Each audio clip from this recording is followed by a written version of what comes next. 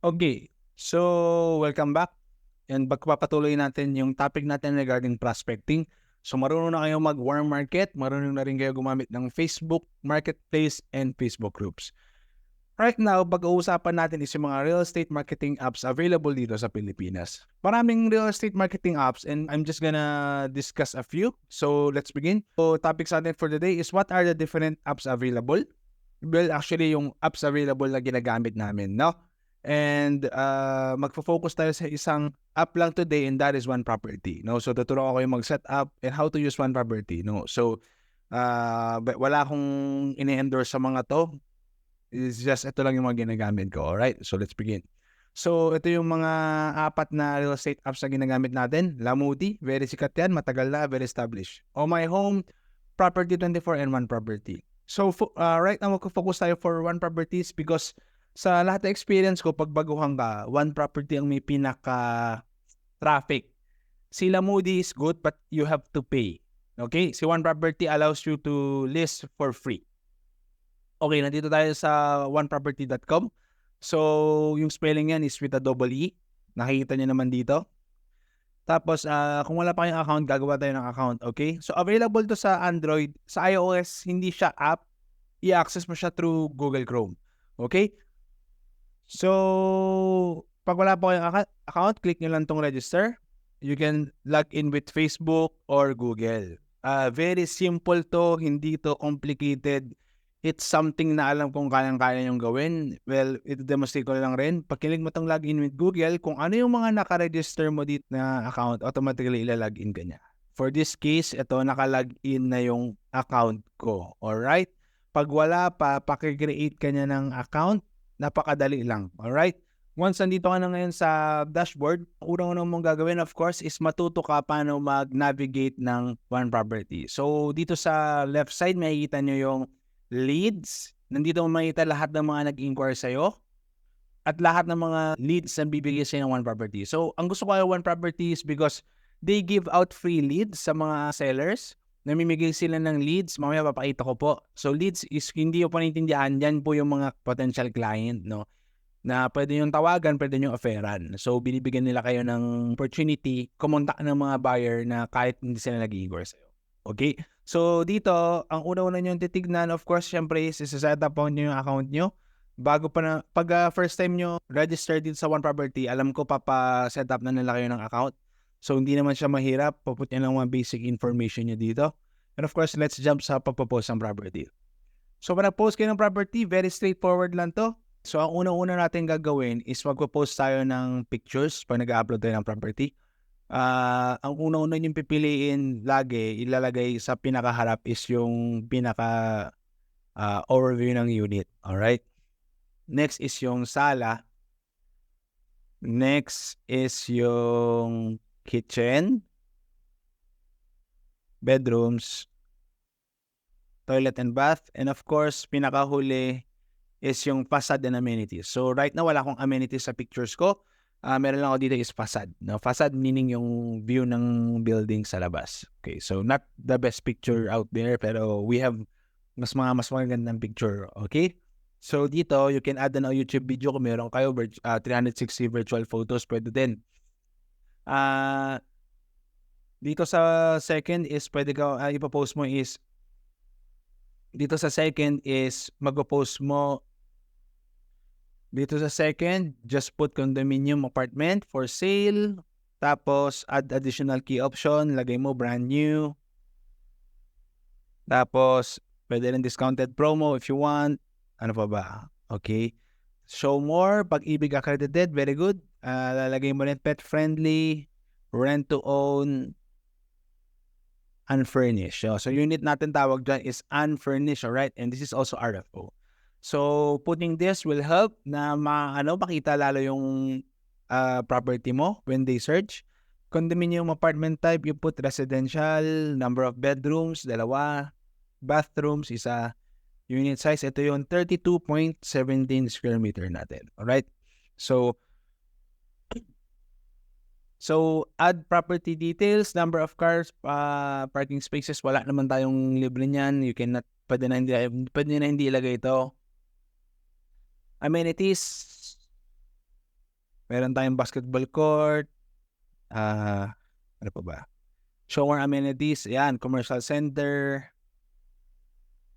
Meron tayong garden. Kiddie pool. Meron tayong swimming pool. Alright? Meron tayong restaurant sa loob dahil may mall tayo. Meron tayong playground, walking, party hall. Alright?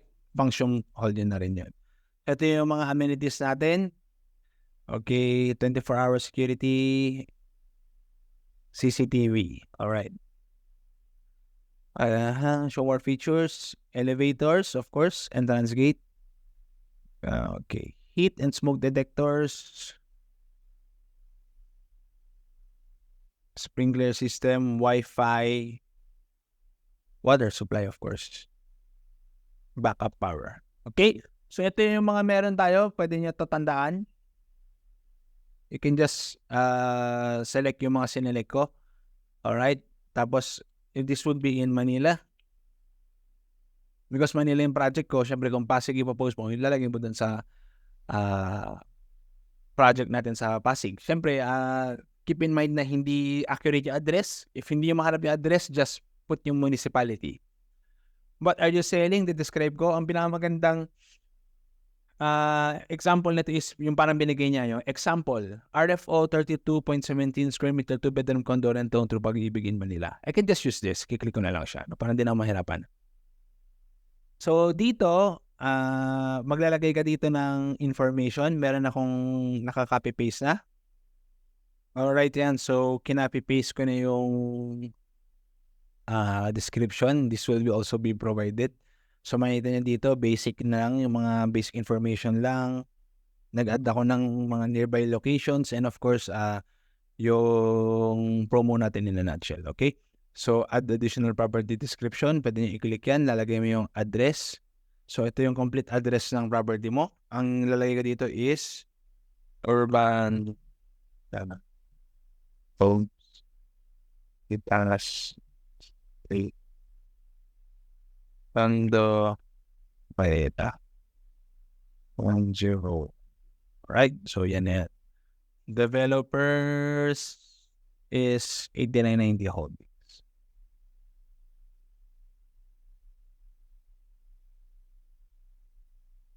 Okay, then yung developer natin. Project name is Urban Dega Homes Manila.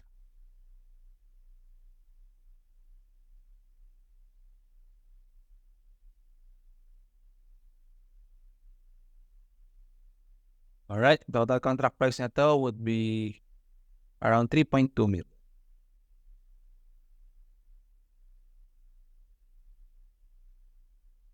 The national details, tingnan natin. Nearby establishments, pwede nyo to ilagay at exact location natin. So, pag tinip mo is